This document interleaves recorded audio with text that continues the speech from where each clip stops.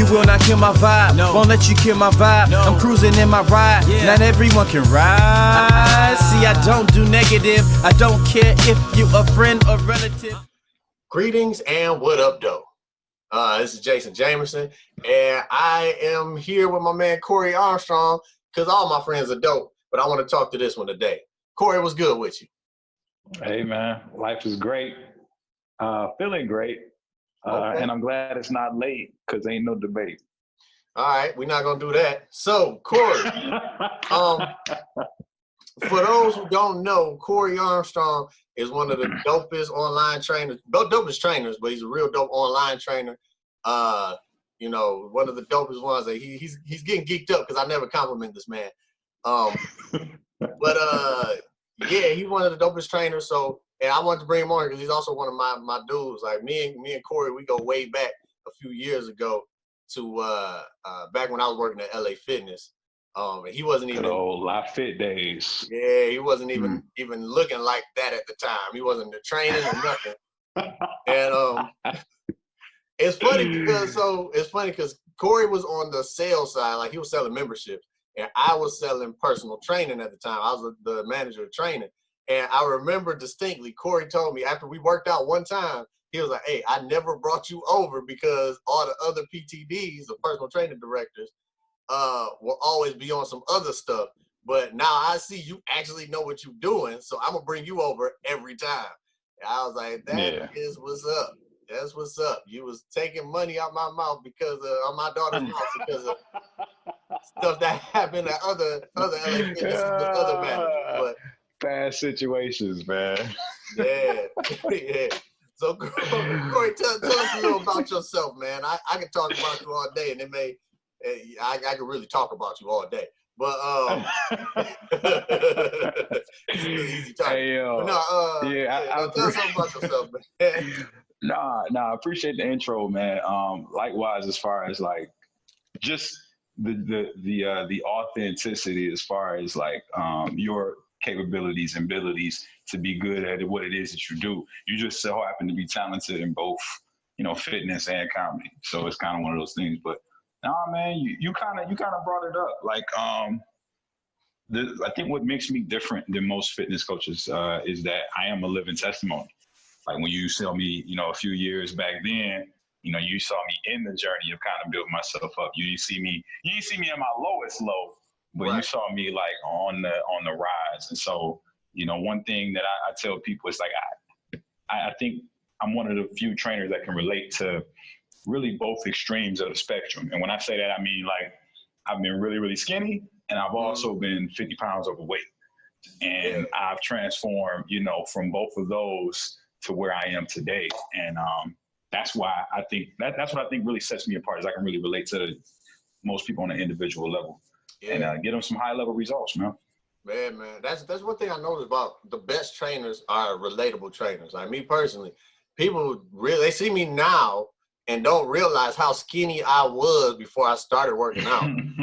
Like people just think you've been looking this way your whole life. Yeah, like you just been fit your whole life. Like, because that's how it is with a lot of trainers. It's like people who they were active in high school, they were active in college, and then whatever, or you know, maybe they weren't active in college, but they were active in high school. They worked out their whole life, and they just got to the point where there's just like everybody is asking them, "What do you do? Can you train me?" And they just like some of them don't even know the first thing about training. They just go, "Okay," and they just go and do whatever it is that worked for them on everybody else, and that may not even be, you know, the case. Because one thing that I appreciate about you is even though they see your journey, the biggest thing that is that you preach is not that what I did will work for you. It's you're more so about the mindset. Like the mindset I have can still work for you. The exercises may not, but the mindset I have can still work for you because, you know, you got to have a specific mindset to actually get the results you want to get.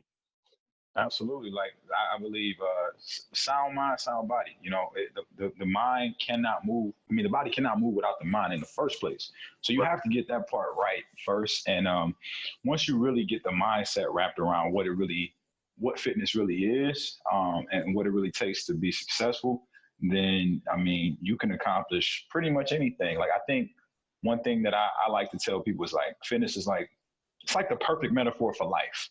Like literally it's growth through struggle. And the same can be said with anything. Like if you suffer in one area enough or push past, I guess a better way to say it would be push past your comfort zone in a specific area long enough, then you actually get comfortable with that and you get better. And that growth is now something that, can translate to other successes. So that's what I tell people, man. It's all a mental thing for sure. Oh yeah, it's most definitely a mental thing, man. Because the one thing that I noticed that a lot of people they don't acknowledge in the journey that they think is they don't really put it in when they first decide they want to start working out is the consistency of it. And consistency is key, and not just consistency, but what you're doing consistently. Because you can be coming to the gym for 3 months straight, but if you ain't doing nothing for real while you're in the gym, you can't get mad at the gym, because if everybody got in shape for paying for a gym membership, then everybody would be in shape. You know what I'm saying? But yeah, it's consistency and then knowing the program. So speaking of programming, let's talk about your programming, the way you program people. So we always, as we worked out together at LA Fitness, we started working out, at doing basically on the same thing. Like, let's both be the strongest people that we can be. You know what I'm saying? And we started, I still was on strength, and that was a mental thing for me, because for me, it was always, not always, but I suffered an injury from my previous job. So my back was always hurting. And after that, I was like, I never want my back to be hurt again. So I know you would say I got skinny person syndrome. It's more so I know how I need to lift to make sure my back don't hurt. And so I was still on that, let me be as strong as possible. And you start getting towards, all right, let me start working out more efficiently. Let me start starting to see different results. I'm forget about the strength now. I want to see aesthetically, what do I need to do to get into here? And it changed our trajectory of our workouts. So what did you change besides just lifting up the heaviest thing you can find and putting it back down? Yeah, well, I still lift heavy. Hey, don't get it twisted. I still lift heavy, but definitely made more of a shift toward the aesthetic side. What I specialize in is really helping more so guys. I mean, I do help some ladies. Like half my testimonials are ladies. I don't know why you have to do that smirk like that as soon as you start talking about ladies. Yeah, I do. Strictly professional. I got some testimonials that some ladies, you know what I'm saying? But yeah, like I specialize. I find that my coaching style is very like, I'm very like direct, and I think guys like direct accountability, and they respond to it better than women do. Women more so like for you to really encourage them, to motivate them. So I really kind of lean towards like helping more guys. Most of my guys coming to me with the same goal, and this is what I specialize in: is losing body fat, keeping muscle. So really just getting ripped, getting lean, getting an aesthetic, getting that kind of summertime physique, that confidence physique that you feel good in the clothes you wear, take your shirt off, whatever. And I do it in a way that is really for sustainable results. Like I'm not into like the extreme diets. You know what I mean? I think if you're gonna get the body, you should be able to keep it. You know what I'm saying? You should be able to duplicate that results. Like my biggest transformation for myself was back in 2016. I had kind of did like this real, because like we talked about before, I was skinny. So 2015, I'm skinny. I'm like 160, 165. I go on this journey to gain weight, and I overgain. I get all the way up to 230 pounds within a year. So, like, let me eat some chicken. I know chicken is good for me, but you ate any kind of chicken. Yeah. You like chicken, exactly. Chicken. That good old dirty bulk, the vibe. Dirty bulk. Dirty bulk in it.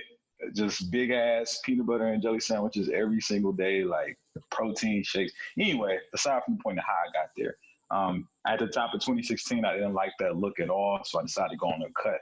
And that was when I lost 50 pounds in 5 months. I got down to 180, and I've been able to maintain within that 10 to 15 pounds of 180 to 195. ever since then. But, making small adjustments to my programming, to my physique. And I really think like that's the ideal goal for most people. Most people want to get in shape and just stay in shape. And so I decided to just go on a journey of like exploring like more functional training, you know what I'm saying? Because everybody has different, forms of health. But I really feel like I specialize more in like the aesthetics than that stuff. Like I've dabbled in it, but it's really about looking good more so than anything. And then on the back end, hey, if I get you stronger, if I get you more functional, that's kind of like the bonus. I kind of sneak that in. Like they don't know I'm making them stronger and more functional, but I really am in the programming. And that's another thing, man. All my programs are custom made. Like I don't do cookie cutter. So everything I do is designed for the individual. That's the way it should be. But it's funny because like the way I train myself and the way I train my clients when I was, training full time. 2 different ways. Totally different ways because I train. I wanted to be the strongest, but there's a specific look I wanted, but it was more so I just wanted to be the strongest. Whereas all my clients that I train them to just have a better quality of life, like be more functional, train to help your internal health and whatnot. How training affects your blood pressure and diabetes and whatnot. Because a lot of it kind of comes from a lot of the clients that I got. A lot of people who came to me while I was working at LA Fitness were, for lack of a better term, broken, and that's why I got that nickname, the mechanic, because I was fixing people. Like I never forget. That's really what got me really invested into the training aspect of it. Because when I was at La Fitness, I was selling the training for the most part. But what got me interested in the training aspect of it was when there was a specific individual who said they wanted to. The doctor told them that they need to lose weight because they needed to get a knee replacement. And when I trained them, I was like, all right, how can I do things so that it'll help them recover faster after the knee replacement? And they were an older person too. I was like, how can I train them so they can recover faster after the knee replacement happens? And so I started training them, strengthen their hamstrings, strengthen their calves and whatnot. And it turns out it ended up getting to the point where they say, hey, you train me so good. Of course, I'm paraphrasing. That you train me so good. Doctor said, I don't need a knee replacement no more. Everything is strong around the knees, so I may not have too much cartilage. More integrity. So it's that's the way I started training people. Besides the women who just said, I just want a bigger butt because they see me training a specific individual. I don't want to say their name out loud because I don't know they're going to charge me to say their name. I say, saw me training a specific individual because I don't got the money to pay that fine. And all of a sudden they're like, I want you to make me look like her. And I'm like, that's impossible. But all right, like, some of this is genetic. You know what I'm saying? But one other thing about Corey though, I know he's like I said, a dope trainer or whatnot, but my man Corey is just like me. We are nerds. We are straight up nerds. You can probably tell with him, I got LASIK, so I got my nerd tail is gone. You can't tell I'm a nerd. He legit looks like every black man in the anime right now. So yeah, I'm wearing the nerd right out there on my sleeve. You know what I'm saying? There on the sleeve. And that's one of the other reasons why we got cool between the training. We both are huge fans of Lupe Fiasco. And that's how I knew we was gonna be cool. Literally, when I found out you like Lupe, I was like, "Oh, this is my guy." This is my guy. Yeah, man. Yeah, and so me and Corey, like we both hip hop heads, we both nerds, and so one thing that we it was funny because even in our nerddom, we would compare ourselves to like anime characters, and I'd be like, Corey's Vegeta, I'm Goku, because I usually am purposely trying to knock Corey. This time it's not. But usually Corey he's like to the T. Like, I need to eat this much of this, eat this much of this, and I need to train this way at this speed, and then I'll get to this. So he's like Vegeta. Like Vegeta's like really going, whereas Goku would just eat everything on the table and still be stronger than I'll never forget that time when we was working out, and like I just ate like a big old bowl of rice or something like that. Like all white rice too. You was like, man, this man's getting all these carbs, dirty dirty, bulky or whatnot, and then we had did some curls or something, and you see like a vein in my bicep. You're like, dog, how did you get that? And I've been doing all this, but you get, man, this ain't right. I was like, hey man, I didn't have to work that hard to go Super Saiyan Blue. You know what I'm saying? But yeah, it's just funny, like the parallels that we have, like between that and all these superhero movies that we watch. And yeah, actually, hold that thought. So you just gonna leave. What kind of chair cover is that, bro? It's old, but hey, man, the inspiration is deeper than you think, man. Deeper than you think. It's deeper than you think, man. And it's funny because Vegeta is my favorite Dragon Ball Z character. So, I mean, how can you not like Vegeta, man? He is the essence of working hard. Yeah, it's all about effort. He cut those. That's one thing I learned, you know, about just like even with training, like in a certain aspect, you go to that story about like how you had, you know, bigger biceps and you had the veins popping and whatnot, and I was super analytical. But in some aspects, it's just about going, like pushing yourself. Like I realized at that moment, like, yeah, you know the proper sets and reps, and you got your macros and all this, but are your workouts really progressive? Like, are you really pushing yourself? Are you really getting outside of your comfort zone and challenging yourself? And that's one thing that I appreciate from you, is that you always challenge me. Like, I might not like what you got to say. I might not like, like the moments that you pick to do it, but you always challenge me. And I think that's really the signs of a good friend. Somebody that's not going to tell you what you want to hear, but tell you what you need to hear, and tell you something that is going to push you past, you know, where you are today. Because don't nobody want to be in the same position 5 years from now, 10 years from now with the same people. Nobody. If you're going to be with the same people, you know, you're going to want to be with people that are progressive and that push you to progress and that elevating to higher levels. And that's what we got. That's what I appreciated very much. So it's like, from me, I could tell, I was like, all right, yeah, he ain't gonna sugarcoat nothing. He's just gonna give it to me straight. I'm gonna let you know when your traps is a little Hey, my trap's been on the come up, man. They were until the quarantine. I'm starting to notice that that tank top's starting to sag a little bit. Like I can't shrug. It's heavy, man. I only got 50s upstairs. I noticed. You upright row though, brother. Get them upright rows. Hey, man, it's weird because like all I got is in my apartment gym. That's where I train at, guys. My damn neighbors then stole. So anything lighter than the 30, it's only dumbbells up there. So anything lighter than the 30, they stole. So literally, I only have 30 to 50s, and it's an awkward upright row once you get like, for me, because I like if you're like with 30s, like you can't 30, really, you gotta jerk it. You can't.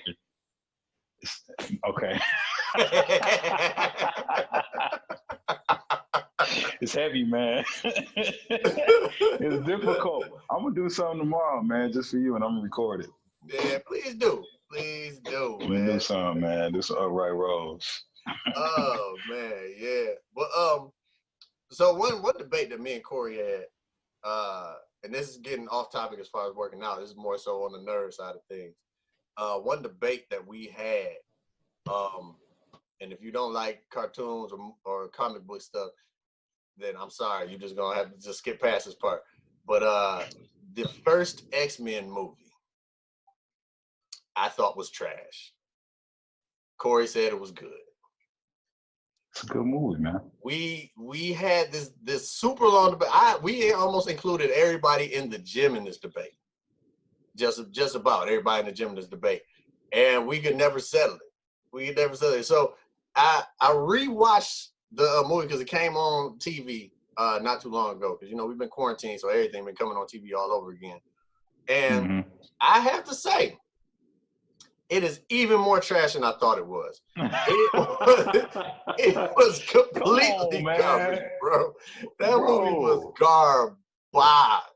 Like I don't know. For the time that it came out, here's the thing. I'm not saying it does not measure up with today's, level of quality as far as superhero movies. We've seen much better since then. But you gotta admit, it was 20 years ago when that movie came out. Mm-hmm. So, you know, it is old, it's aged. But aside from that, at that time, as far as other superhero movies, it was nothing like that out at the time. It was no superhero movies that actually had a cohesive story like that.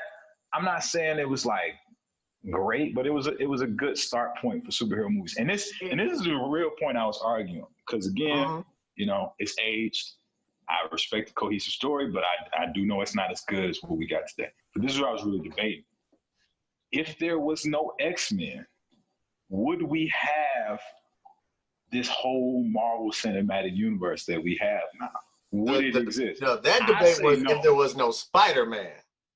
Oh yeah, it was. That was if there was no Spider-Man. Right. And looking back at that, you were right about that. Let's put this on record. It's recorded. I said you were right. But hey, you were right about that. Spider-Man launched, like, I had to go back and do my history when I'm like, yo, Spider-Man made too much money for them to stop making superhero movies. Exactly. Because all of a sudden you just start seeing everything from Daredevil to, you know, more Blades to some other stuff that just came out around that time that flew under the radar. Yeah. Fantastic Fours and all of that stuff. But it was because Spider-Man was so good and it grossed so much money. It's like, yo, superhero movies do work if you do them right. Yeah. And I think X-Men was like one of those segue movies too, because it. Hey, come on, man! They had a real story. X-Men was garbage. I'm gonna tell you why X-Men was garbage. So X-Men for me, I don't know about you, but X-Men was my favorite cartoon growing up. That was between Ninja Turtles and X-Men. Those are my favorite things, period. It was like between Spider-Man and X-Men, but definitely Spider-Man over X-Men, though. I was one of the few people who actually was a fan of Cyclops. One of the few. I was a fan of Cyclops in the cartoon. Cyclops was a dog in the cartoon. Cyclops they played okay. You watched them episodes, he was tearing Sinister up. But yeah, so when they made the movie and they made Cyclops just some loser who can shoot beams from the guys. He was just a loser. Yeah. He was just and they basically made it like it was a Wolverine movie plus the X-Men. And then like all the X-Men movies are Wolverine movies. Well, now they had to after that first one, because it's like, you know, he's between him and Patrick Stewart, those were like the two perfect castings for that movie, was Professor X and Wolverine. Mm-hmm.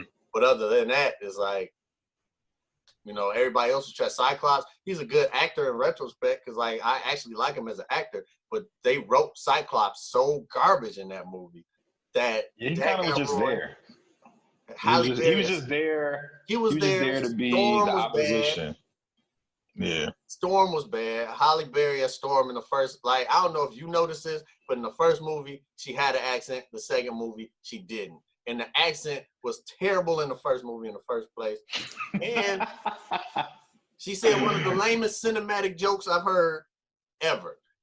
When she was fighting Toad. I know where you're going with this. She was fighting Toad. And she had me on the edge of my seat. She said, "Do you know what happens to a toad when it gets struck by lightning?" I'm like, "Let's go. Tell me." She was like, "The same thing that happens to everything else." I just sat back in my seat disgusted that I wasted 2 seconds of my life in anticipation over that. But like, yeah, that was bad. Rogue was on the cartoon. Rogue was the coldest X-Men on the cartoon. Like she was definitely the game changer on whenever they fought anybody. She was the game changer on every episode. But she was useless. She was useless in the movie. She was useless. Iceman in the comic books, he's one of the strongest X-Men now. Like he's Omega level mutant now or something like that. This is me being a nerd, but he's like an Omega level mutant, and he was just a little kid who was just like fighting for his girlfriend.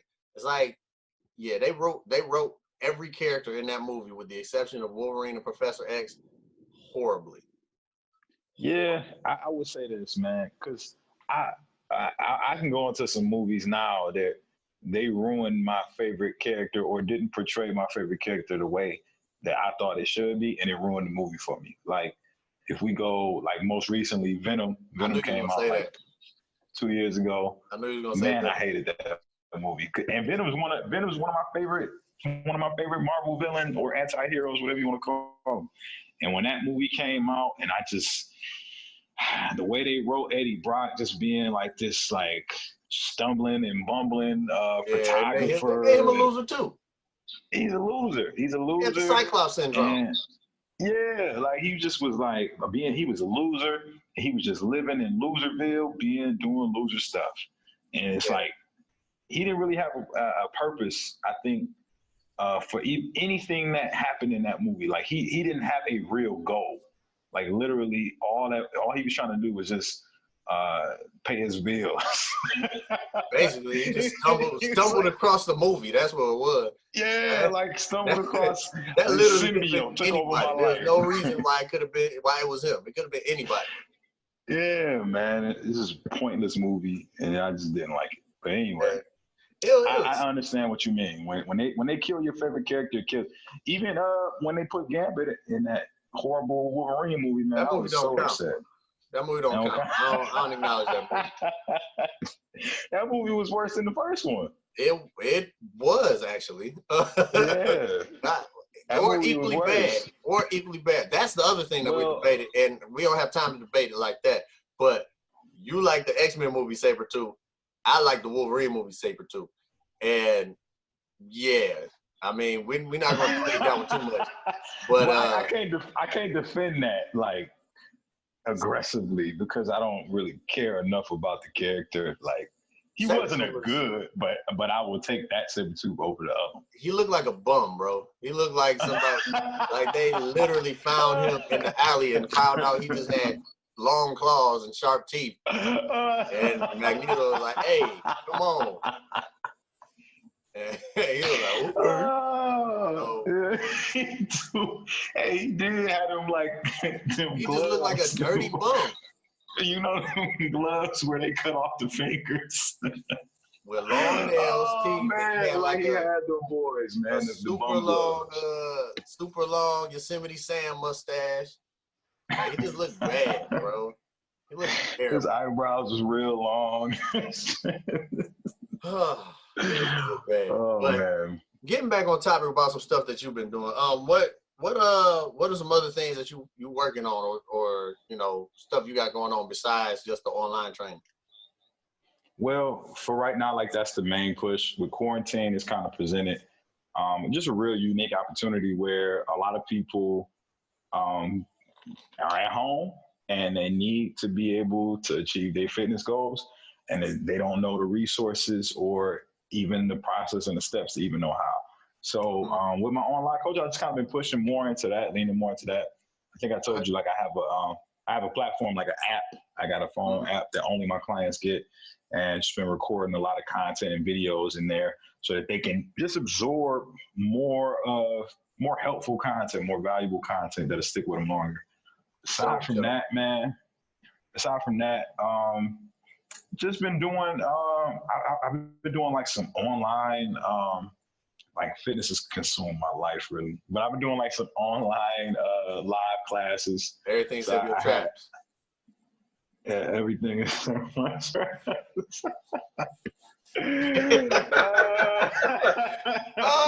was definitely, you gave one of them laughs like, say it again. Say it one more time. You adjusted yourself like you're going to keep talking about these traps. Oh, man. But yeah, I've been doing a few online boot camps, online fitness classes live.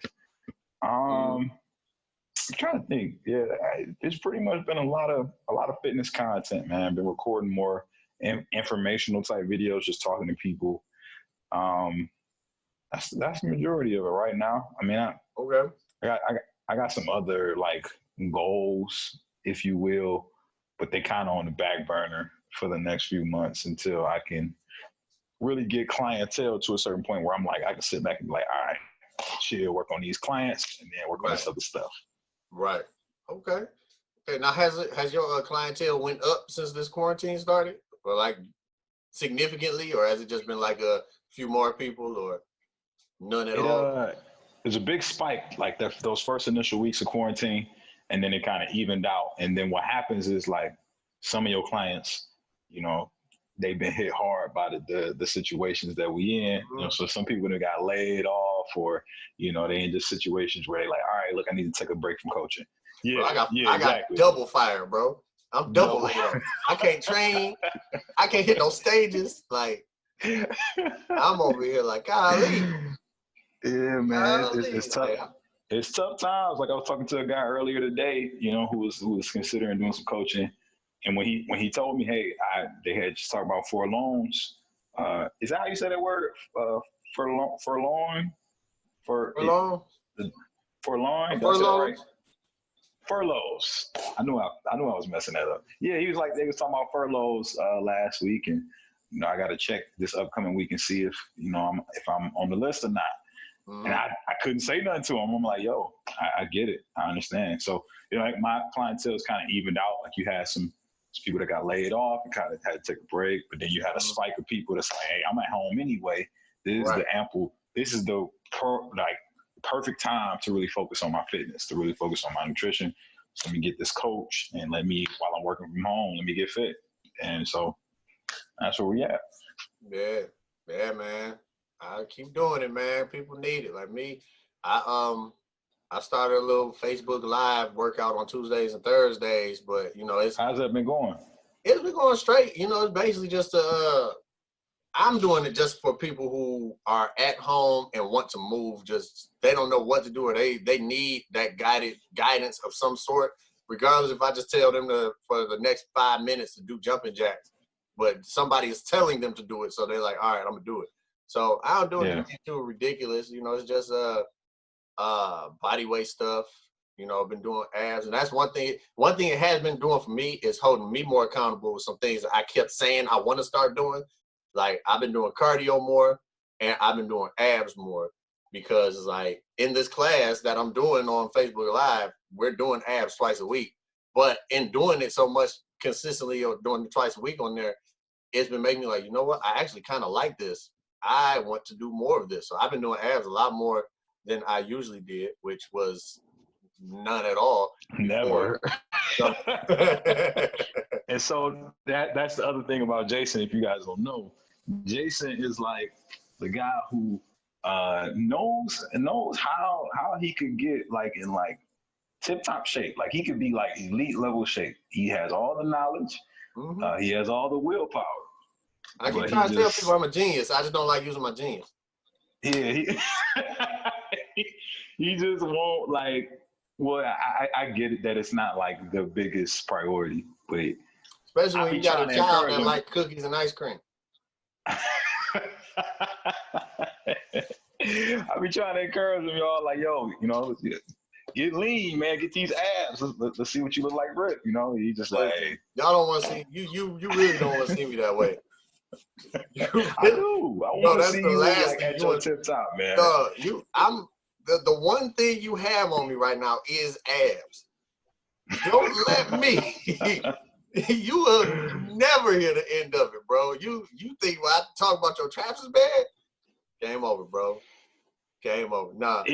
I'm telling you, if I see that, then it'll push me to step up, because I was like literally sitting here earlier considering like, man, all right, so I'm pushing people to get in their best shape while they're in quarantine.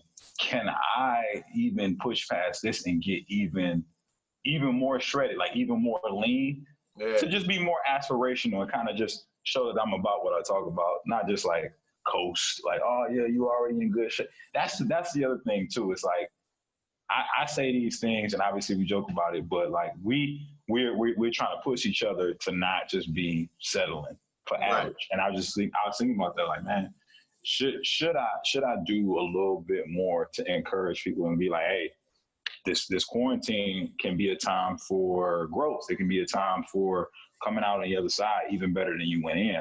Mm-hmm. I use that metaphor a lot when I'm doing my content, you know, just on social media, of like basically like we like Iron Man 1 right now. Like if y'all remember seeing on Iron Man 1, the first one, Tony Stark, life was good. Eating cheeseburgers. Eating cheeseburgers, life was good, and all of a sudden he in a cave. You know what I'm saying? He in the cave and he don't know what to do. He got one choice. He got two choices. Either he gonna sit there and complain about the situation, or make himself better while he in there. And he chose he was gonna make himself better. He ain't sit around and cry about it. He built a suit.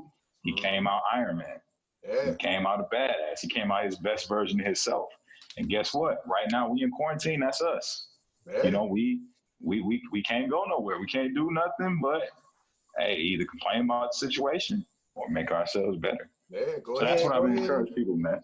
Go ahead and start building your suit, people. Go ahead and start building your suit. So as soon as you go out that door, when they finally say we can go outside and go places and be around other people, you don't want to start the gym all over again. You know what I'm saying? Yeah. That's a bad feeling. That is a horrible feeling. And you start from scratch. We're gonna wrap up in a second, but that's a horrible feeling. Like when I hurt my back at that last job and I couldn't do nothing, like I couldn't, like people don't realize when your lower back hurt, you can't do upper body, you can't do lower body. It is a wrap on everything. And it was like a good month and a half, 2 months that, well, actually it was more like 4 months where it lingered, but it was like a month and a half, 2 months where it's just like bad. And I couldn't do nothing. And then after that, I would try to do stuff, but like if I did certain exercises, my back was so tight. Like when I hurt my back, it was so tight. When I went to the doctor, they knocked on it. You could hear it just like that's how tight my lower back was. And like I had that sciatic nerve issue. And that's where me talking to a lot of my clients who have like knee problems, back problems, you know, they talk about their sciatica and stuff. I'm like, trust me, I've been there. I know how it feels. Like I lift my knee up and I feel a shooting pain going from my back down my butt and into my hamstring. I'm like, this is not what's up. And so just going from there to having to start all over, I almost gave up and said, that's it. I'm just going to be teddy bear cute. You know what I'm saying? Jason about to be a teddy bear in a second because I do not like the feeling of working. Like I think I did like some curl. I didn't even do nothing that took a lot out of you. I did like arms or something like that. I did curls. Well, it may take a lot out of you, but I did like curls. And I did some curls. And it was just like, yo, I'm tired. Like I'm ready to go home now. And so, you know, that's one feeling I never want to have again. So that's why another reason why I started doing stuff and like doing stuff at home. I started that class to hold myself accountable as well as give other people, you know, some stuff to do. But yeah. So Corey, my dog, thanks for showing up. You know, where can people find you at? Follow me on Instagram, Corey Cory Armstrong Fit, all one word. Corey Armstrong Fit on Instagram. If you add me on Facebook, I might add you back. Corey Armstrong. I can add you back. That's a terrible thing to say because the very next thing I was going to say was if somebody wants to inquire about getting your services, where can they find you? And now they know that you might follow them back. No, but if somebody wants to, you know, look into your online training and whatnot, where would they go for that? So the link in my bio on my Instagram and Facebook links you to my coaching page where you can see my transformations. And then also to you can DM me, you can like message me directly and just message me the word transform and I'll give you more information about my coaching program. This man was about to make it like an obstacle course to get enrolled in his training program. So I click on my transformations. When you click on my transformations, you got to go through the moat. I'm like, this ain't Legends of the Hidden Temple. Yo, let me know how to get trained. I'm trying to get these traps up. Trying to get these traps. Oh, well, if they're trying to get the traps, I might not be the guy to see.